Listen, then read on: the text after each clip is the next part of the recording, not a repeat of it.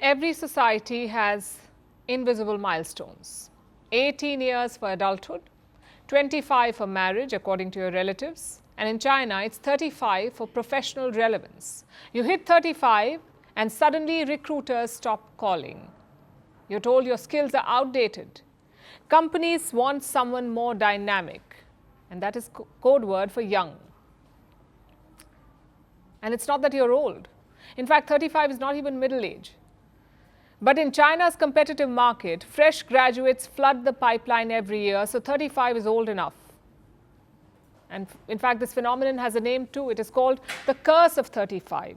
It's become both a meme and a menace. For decades, China's state sector capped hiring at 35. It had a simple argument: younger candidates offer longer service potential.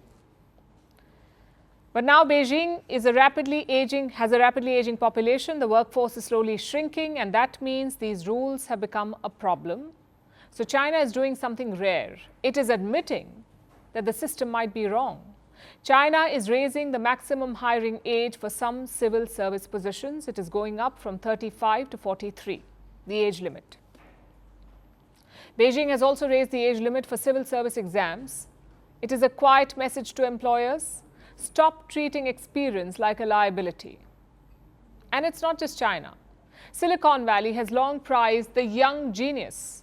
Fashion, advertising and entertainment industries quietly rotate staff every few years. They say it is to keep the energy fresh. In the US, workers over 40 routinely face hiring barriers.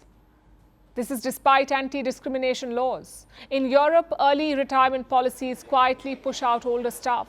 In Japan, there is a cultural obsession with fresh graduates. India does not have an official curse of 35, but it has something close. Ask any job seeker in their late 30s or early 40s, and you will hear the same story: fewer calls and more rejections. Unlike China, India does not have age limits in public hiring, but its private sector operates on similar biases, especially tech, media, and startups. The World Health Organization estimates that half of the global population holds ageist attitudes. For them, the logic is quite simple: youth equals innovation and age equals decline. Except it doesn't. Research shows that productivity and creativity peak well into one's 40s. But the modern workplace rarely gives people that chance. And let's be honest, a lot of this is not personal, it is purely financial. Hiring younger workers is cheaper, they cost less in salary, benefits and family obligations, they are less likely to ask for work from home flexibility or extended leave, they don't question office hierarchies, they will rarely ask for maternity leave or healthcare benefits. Meanwhile, experienced workers often come with high pay packages and higher expectations. They question processes, they demand boundaries. And in industries built on burnout and high turnover, that can seem like bad business. But here's the irony. Replacing experience with enthusiasm costs companies. They may think they're saving money, but it often costs them in training mistakes and in constant rehiring. So what is the solution? How do you break this curse of 35? Well, the idea is not to romanticize older workers or to vilify the young. The idea is to stop treating age like a qualification.